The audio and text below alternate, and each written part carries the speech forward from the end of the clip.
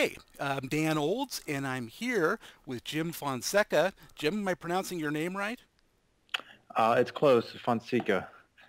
Is it okay Depends if on is it okay if we go with Fonseca, or would you prefer Fonseca? Fonseca. Otherwise, I'll hear that. Uh, I guess throughout the conference. Good point. Although depending on where you're from, it can be pronounced differently. Good. Well, I'm glad we got that out of the way. So what we're going to talk about today is NEMO5, and more specifically, how it's going to be used in the student cluster competition at SC13 in Denver, and along the way give some of the student teams some hints and tips and possibly alert them to some traps that they might run into in making this code literally scream on their systems during the competition. And Jim, you're a big part of a team that's working on NEMO 5 and have helped develop it, right? Yeah. So I'm a research scientist in Gerhard Klimek's group, and we're part of NCN, which is Network for Computational Nanotechnology at Purdue University. Go Boilermakers. Yep. And so we've got a pretty big group. There's actually three research faculty. We have a postdoc, and then quite a few graduate students, and they're all working with the NEMO code, in different regards, either running simulations or contributing to it. The NEMO is started with Gerhard Klimek's PhD work several centuries ago. He's well preserved. So in fact, I think I've got a slide about that to give some of the history in the future. Oh, excellent. Well, let's jump into this. Next slide, where I guess we're talking about what does NEMO do and why is it useful? Yeah, so I mean, as you know, the semiconductor industry has been trying to make chips faster, smaller, more efficient for several decades now. Mm-hmm. And the biggest advantage that NEMO 5 has is that the code is atomistic. So when you're running the simulation, we are treating every atom. Most tools, and in fact, the industry still uses, take a continuum approach where you have some region and you say, okay, this region is full of this material. So you're sort of averaging it out. Right. And the problem is once you get to, you can see this image of the Intel's the Tri-gate 22, transistor, right? yeah. The tri-gate transistors. When you start to get on this scale, atomic fluctuations become more and more important. Well, individual atoms become more and more important because atoms are sort of lumpy at this scale. Sure. And this tri-gate transistor was a pretty big advance in the industry. I remember seeing the initial briefing on it. Being able to come to this exact shape has reduced power needed by this transistor to flip it from one state to another and increase performance at the same time. It's a big Right. deal. Yeah, it is, and I think it's going to continue in that same path. So NEMO then essentially looks at the behavior of materials atom by atom Correct. as a really stupid, So overly broad way to describe it. sure, and besides say fluctuations, for manufacturing processes, this allows us to look at things. Well, I guess a lot of it is for manufacturing processes, but if you look at some of the items listed here, so you have alloys. Mm-hmm. So if you're mixing two different elements together, you're not going to have a perfect distribution of those elements. Then you look at things like surface and interface roughness, where you can probably even see it in this picture. You realize that those lines are not straight. No. Let's take a look on the next slide. I guess drilling down a little bit deeper. So in the last slide we saw the kind of the typical state-of-the-art industry transistor, but the other side of NEMO 5, besides the industrial side, is the research side. So, researchers are looking at, and Intel's interested and, and other companies are interested in what they're going to be doing, 5 years from now. But people are also interested in what's coming, the decade beyond that.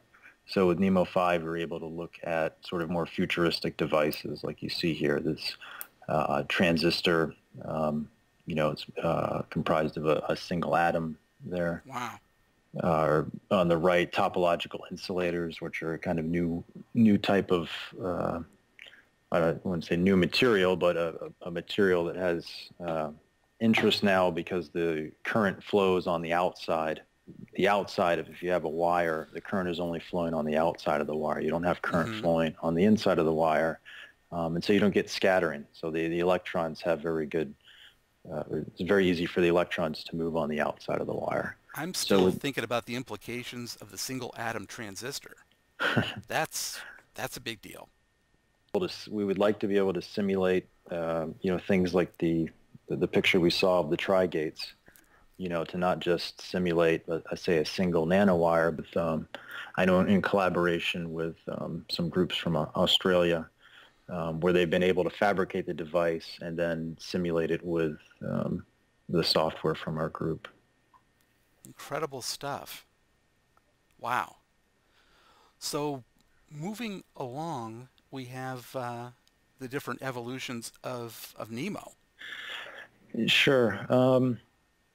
I guess just to focus on NEMO5, the idea here is to sort of bring together. But wow, look at how this is scaled from the number of atoms it can handle.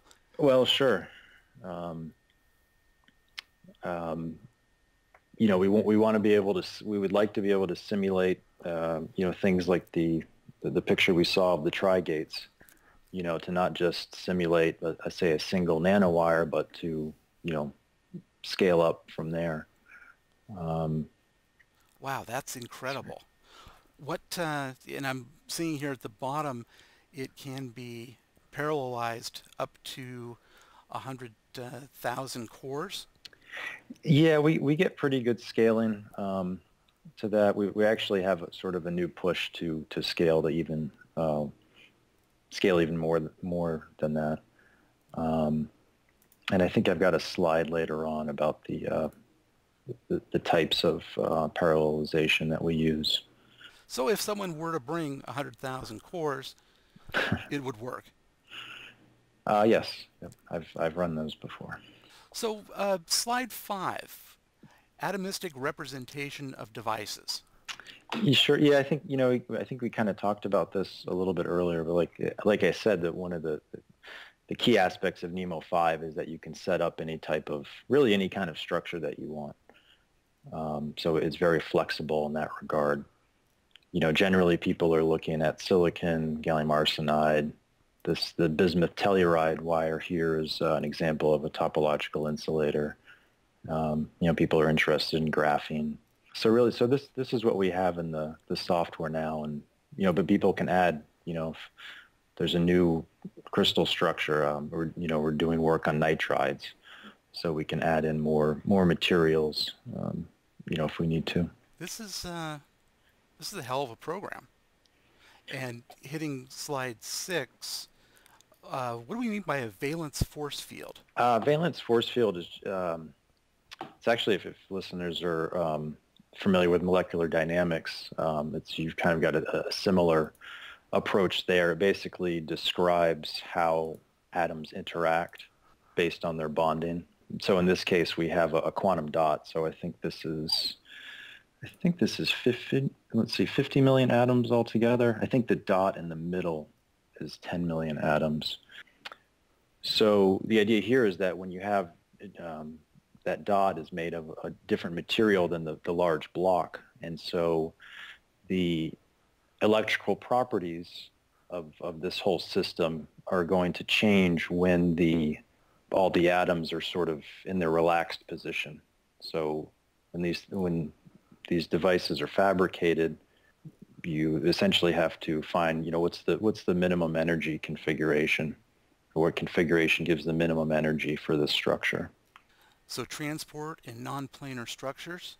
Yeah, so I should say that the last slide And Oh, this sorry. current slide, well, the quantum dot slide and this slide probably comprise the two, or they are the two types of simulations we deal with most. The quantum dot, you're sort of looking at, okay, what are the energy levels in this particular system?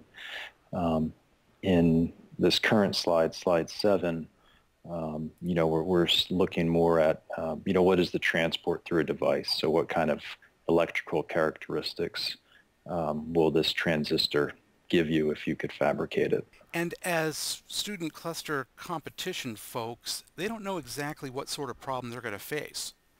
They're going to be similar to those two problems, but I mean, there's a whole plethora of different types of simulations you can run, whether it's the structure of the device or the materials in the device, different types of, I mean, here we see the top right figure shows the current voltage characteristic. So how does the current in the device behave as you apply different gate voltage? There are a lot of different kind of subsets of these problems that we can look at. Excellent. And I think we start to get to the actual program itself on slide 8, right? Yeah, this is unfortunately this is a little dated, but it kind of gives an overview of how the software's infrastructure. I don't know how much detail we want to go into here, but obviously you're reading in some input file and a materials database of what that material is that you want to simulate. Mm-hmm. You build up a geometry of that device. So I've got a particular atom located here and another particular atom located somewhere else. Depending on the simulation that you want to run, you're going to set up, different solvers. And without getting into too much detail, there's Sure. some information in the NEMO5 manual that can give a better idea of what those solvers could be. For instance, like Schrodinger or Poisson solvers. And I would assume that you'd advise the teams to be somewhat familiar with that manual and have it close at hand. Yeah, we've been trying to do a lot of work on it recently. But it's probably the first place to look. I don't know if you're going to find all the answers there, but we've been doing a lot of work on it, and I hope that it's useful. Well, maybe we ought to jump ahead to the next Sure, slide. sure. Device calculations are typically very time-consuming. Well, no kidding. Especially when Oh, we're talking about an atom at a time. Because sure, if I remember right, I think I'm deep enough technically to say that most devices have a lot of atoms. sure. And you can see that these things don't really scale very nicely. And so that kind of, necessitates, trying to run on larger computers and optimizing the code as much as we can. You can see here I should have typed it out. The hierarchical parallelization scheme we have is that the V is for the voltage parallelization. So if you want to look at how the device behaves, like we had that current voltage curve a couple slides ago. K-space, which is kind of reciprocal space. If listeners are interested in that, if you look into sort of any introductory semiconductor physics textbook, you can find all about that. Energy parallelization, and then spatial parallelization. Similar to what you'd have in molecular dynamics, where you say, okay, I've got this part of the device is all located in one physical region, so we're going to put all those atoms on one core. Essentially Gotcha. just like the picture here is where you kind of split it up. But it is trying to localize by core common calculations or not? Correct. Oh, it is. Okay. Let me ask a high-level 30,000-foot question. Is this the type of computation that where it pulls a lot of or a chunk of data into memory and then just cranks on it many, many, many different ways? Or is it using a lot of I/O, pulling something in, cranking on it, getting a solution, then pulling in another chunk? Most of this stuff is going to be heavy on the cranking side. So highly Um, compute intensive. yes. And I would imagine memory intensive too then. Um, yes, it can be. But yeah, as far as I don't expect I/O is going to be a big problem, especially at the scale of the clusters for the competition. But when you But you never know. say it can be highly memory intensive, is that dependent on the data set that they receive? That some data sets will be more, and some requirements, because you're going to lay out a data set and a requirement for them to turn in. Is that, does that data set and the requirements that they're going to have, could that dictate a different memory per core ratio than they might have in a different case? Yeah, you're absolutely right. And that's probably going to depend just on the details of that particular simulation. Um, And so a student team that has taken the time and run a few problems with different characteristics might have an idea from looking at those requirements and the data set how to configure their system for um, NEMO5. yeah, that's correct. I actually figured something out in this call. Is that what you're saying? I hope I'm being more helpful than that. No, I think that does help because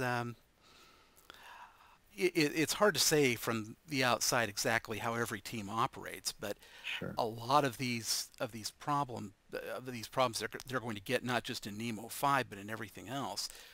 How they configure their system, how they devote resources is there's a most efficient way to do it, and then there's a brute force that let's just throw everything at this, then it's done, let's get on to the next one. Sure.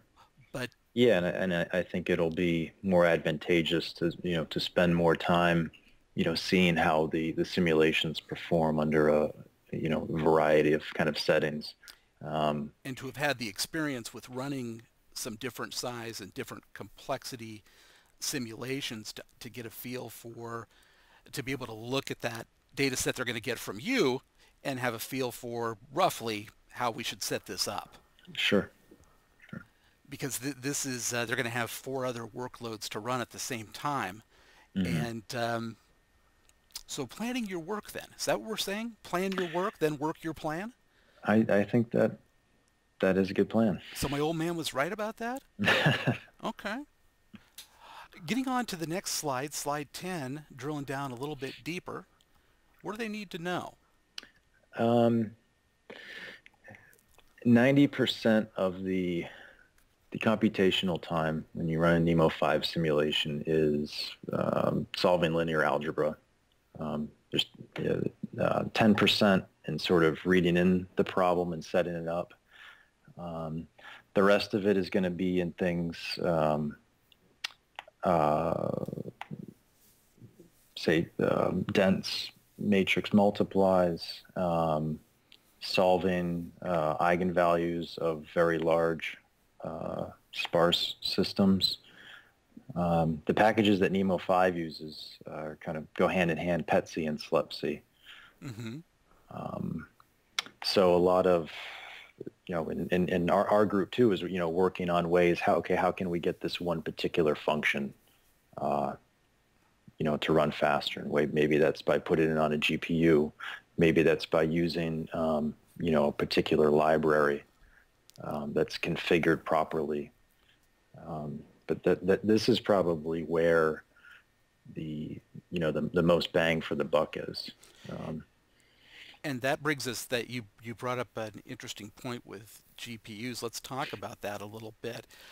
Student teams since 2010 have been moving increasingly towards using accelerators and trying to come up with that right ratio and way to use them. We see a lot of GPUs. We also will probably see some Intel PHYs as well.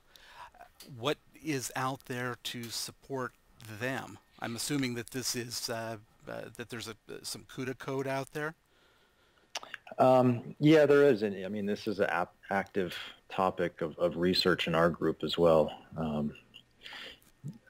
The For instance, if they look into the code, one thing they'll find is that we've started to use on the NVIDIA GPUs a package called Magma. And so this is basically it's the LPAC functions, but written for GPUs. Okay. And so we have some places in the code where we can call that. We say, hey, are we on a machine with GPUs? And if so, let's call this Magma function. Ship that over to the Sure, GPUs and start cranking it there. sure. You have a sense for what sort of speed up they can get if this is implemented Um, correctly? well, I see all different figures for what sorts of speed ups GPUs can give you. Actually, one of the things we're working on now is that how do you balance the workload between the CPUs and the GPU? Mm-hmm. And actually, I don't really have a good figure to say you're going to get this much speed up. Sure. One of the I'm actually curious to see what the teams can come up with. One of the issues we've had, and nothing against the Magma package, but one thing we've been working with is that when you offload a job to the GPU, that can only be done from one core.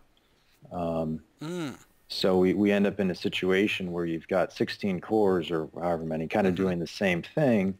And one of them says, hey, I've got a GPU, I want to run it. Well, you've got 15 other guys that are saying, hey, I want to run mine there too. So how can you split up the problem such that you're taking advantage of the GPU and the other 16 cores too? Now, I think that some of that has been solved with NVIDIA's Kepler GPU, but it sounds like Magma maybe hasn't been brought up to speed on all of that. I think they're working on it. Oh, I'm sure they are. It's not trivial stuff, though.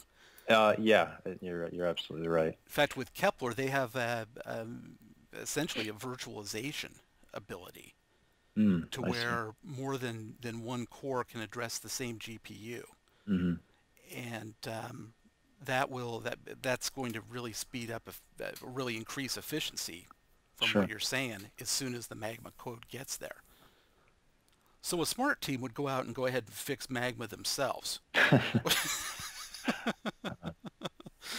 Well, So Jim, looking at this, as students look at this, they have their system, they have their GPUs.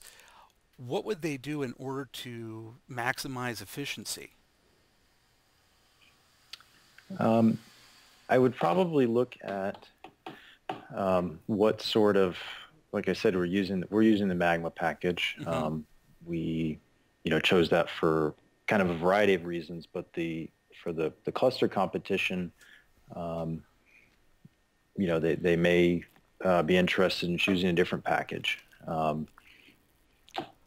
We liked it for its flexibility, the fact that in fact Magma can run on mics as well. That's going to make a difference. Okay. Right. And by the way, for those of you on the call, Mike is the former name of the Intel Phi.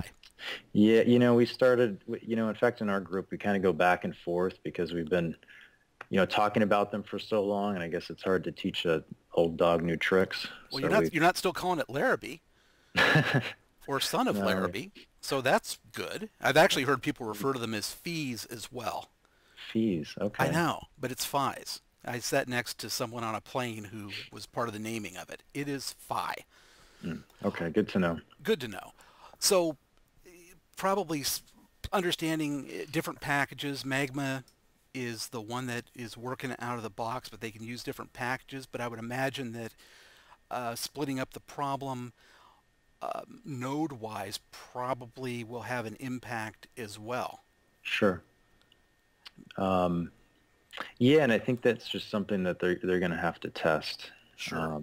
and see how that parallelization works. So you probably look at some use some, I don't know what kind of profiling tools they may have available, but, see how the simulations behave, if you run it on, one node versus two nodes, etc. Sure. And Um, some of that's going to be, while they're at the show, figuring it out and adding in more resource, taking out more resource. sure. One of the things that we'll see and that we've seen in past shows is when it comes to accelerators, the ratios are different. Some teams go at it with an awful lot of accelerators, others just have a couple. Hmm. And it's always interesting to see how that works out, because the big thing that they're fighting in this is power. And I see. accelerators suck up a lot of power. If you can't keep them highly utilized, then you want to cut down the number of accelerators you have. If you feel you can keep them highly utilized, you get a big bang for your power buck. But if they Right. sit idle or semi-idle, it's a cost. Yeah. Yeah. Like you say, there's a lot of things they have to weigh and see what works best for their particular configuration. And NEMO5, like every other application out there, there isn't a uh, hard and fast rule of having this many cores to that many GPU cores, for instance. No, there's not at this point. Like I said, we're still kind of, looking into that ourselves. And we, from our standpoint, we don't have as much choice as far as how many, how many accelerators we have. If we run on, for instance, the Blue Waters machine, we've got one in NVIDIA Kepler GPU per node. Mm-hmm. Whereas if we run on our new Conti machine at Purdue, we've got two PHYs per node. So, this is, brings into this whole discussion load balancing. How do you, like you said, how do you keep these things, busy? Yeah, yeah. And that's going to be a huge consideration for the kids. In fact, in a competition they just had in Germany in June, one team brought 4 workstations clustered together. Each of them had 4 accelerators, 2 PHYs and 2 Teslas each. Mm. Wow. The coffee table of doom, as I call it. They had it all under a coffee table with all shuttered off, and that was a frightening hunk of machinery. The thing they found, though, is they couldn't run it all at once full speed. It blew the power I was requirement lights by a started lot. dimming. Yeah, lights were dimming all Mhm. over Leipzig, but it was something to behold when they did crank that thing up. Mm. Let's jump to slide 11, talk about MPI a bit. I did want to mention one Oh, thing yeah, about go ahead. the PETC and SLEPC. I should say that there are kind of two approaches to looking into um, where the code can be sped up. And probably, like I said, the best way to do this would be, through some profiling to see how the code's actually behaving. We do some of these, like I mentioned, the linear algebra calls. We do, or functions that implement linear algebra routines. We do some of those directly in the code. So in the NEMO5 code, we'll say, hey, call this magma function. On the other hand, um, we use PETC for most of our sort of matrix storage and matrix and vector routines.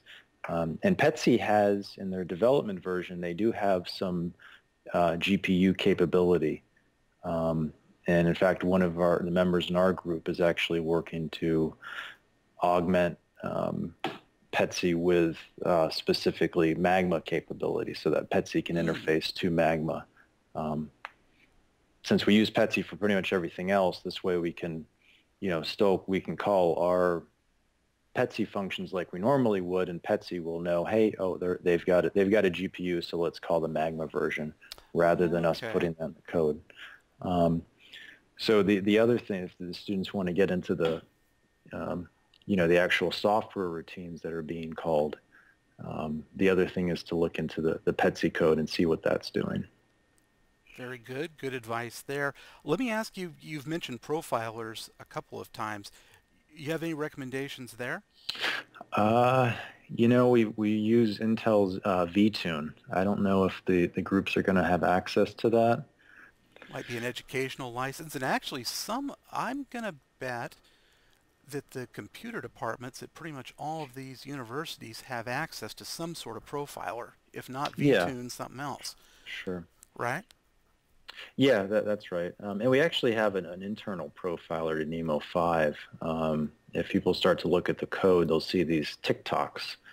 And so we've kind of implemented these so that we can get sort of profiling results, but in an optimized, we don't have to build and debug or anything. We can. So it has its own profiler kind of hidden within it. Yeah, and I think, I don't know if we have a lot of good documentation on that, but it's definitely there's definitely some stuff in the NEMO5 manual. Okay. So they can, but That's a good hint there. It's if they can get their hands on, a software with a GUI, that's probably going to be easier to work with and see really how the, where the code is spending its time. Good hints there.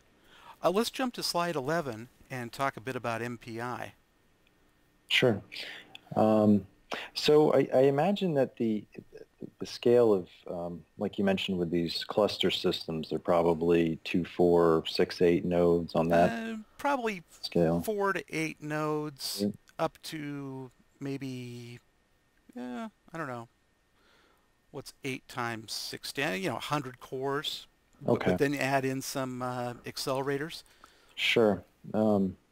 Yeah, I don't really imagine communication being a big issue for any of these simulations. So NEMO5 is built on MPI. I don't think we really do anything too fancy with it. And this is something that, but maybe students find a way to do something better. And that's something that they could, some information they could glean from a profiling tool. And have a good idea of how to apportion out the system resources to what they're doing. Right. Yeah. So again, if you can scale to 100,000 CPUs, then you're not going to have much of a problem with 16. Correct. Yeah. Excellent. And on our last slide here, looks like there's some places to go for further help and information and all that. Yeah, I think I hope I covered everything here. It's pretty good. Let me, so the group page, I think that's the page you landed on yesterday. Yes. This is, it's going to give you more of an overview of what the group does from a research perspective. There are not a lot of details there on NEMO5 per se. Mm-hmm. Maybe its capabilities, but not so much for the, I guess on the software aspect. But it is probably, more information there, like what we talked about in the first few slides. Yeah, these are the different types of, research problems we're working on. So I think most students, well, then to link the two bullets here, there is a link on the group page to request a academic license for NEMO5. So NEMO5 is free to use for academic purposes. So I think there's an availability link. And so if there's anybody listening that doesn't have access to the code or the NEMO5 distribution group yet, they can fill out this very short web form. And then we distribute and support NEMO5 on the nanohub.org, which is sort of a cyber infrastructure for scientific computing that's also run at the Network for Computational Nanotechnology. So anyway, sorry to get to the point. A little tangent there, but that's good. That's good stuff. And it looks like there's a lot of resources available on that NanoHub page. Yeah, I would be remiss in my my duties if I didn't throw these hooks out for people. Oh no, I'm glad you did. It helps. Yeah. So on the distribution page, there's a wiki, there's a forum. People can ask questions. You can actually run simulations from NanoHub, so you don't have to compile the code at all. Mm. Mm-hmm. But yeah, you can get the other resources, source code. We have a static executable. It's not so stable depending on the hardware you're running on. We have that available. I'm guessing most of the groups here are going to want to build the code from source. Yes. Um, Are there any data sets up there they can play around with? yeah, so the regression tests are there. And will running those regression tests give them a feel for how the code reacts with different size requirements and complexity? Yeah, it should. There's a wide variety. There's about 30 tests. Some tests take 7 seconds on one core. You know, we've built these tests to keep the code stable. It's not Okay. so much to Performance both. profile or anything. Yeah, well, we are interested, making sure the code, you don't want somebody to make a change to the code and find out it's 20% slower the next morning. So we are able to make sure the regression tests take, the time and memory usage is what we expect it to be. But yeah, those tests are going to be a good, basically going to present you all the cases that they might see for the actual competition. So running through those and noting the different sizes and how they run and stuff is going to give them an idea of how they would run with a real life data set you're going to give them. Right, exactly. Good. That's a good hint there too. And I think they should keep in mind, like we discussed earlier, that the two main types of simulations that we work with, which are sort of, generally speaking, the quantum dots and transistors. Good. Good. What we do with the regression test to make sure that the answers are correct is we basically have we just like the Linux diff command, we have a slightly smarter version of that, which can basically ignore sort of numerical error. So, especially since we're an engineering group, if we're calculating a current, if something changes by 1/100 of a percent, we're okay with that. And so the smart diff is what we use to ensure that the results are, valid from one day to the next. Okay. And so I think the team should, I think, keep that in mind, that the results, the answers they get, there's some leeway there. They're not going to be down to the final decimal place Right. replicable from one identical test to the other. Right. Yeah, because there are a lot of things that are going to affect that. Well, there's a little chaos in this whole thing. We're talking about atoms. Sure. Good stuff. And we've got, of course, the NEMO5 manual, which you said is complete in every single way. It is. Everything they could possibly ever want to know is there? We're or a work in process. We're printing the first and only edition. Is going to be hard. We're going to print hard copies and mail them out. Or fax them. You could fax them to people too. Yeah, so that is definitely work in progress. If things are not clear, we would definitely like to hear polite requests on the forum. Sure. To say, hey, this isn't clear. But we have made a lot of progress on it recently. Good. And then I guess the final thing is, I don't know how much help this will be, but we used Oxygen. So this creates a nice, it's basically a web page that lets you peruse the source code. Sort of see the, the interactions between all the different classes, and you can look into the functions and all the member variables. I mentioned it here in case people want to look at the source but don't just want to open the source up and start scrolling through things. I can see where that would be helpful. Most of these teams will be organized in a way that there's going to be one specialist on an application like NEMO5 and then perhaps a backup specialist. and Sure. this would probably help them out in their in at least getting familiar Hmm. with what's in there and how it's laid out and how it works for when they have to brief the rest of the team. Sure. And this could help to, I think it could also help to see how NEMO interfaces with the libraries we use, like Petsy. Mm-hmm. Well, very good stuff. You gave out some helpful information there, Jim.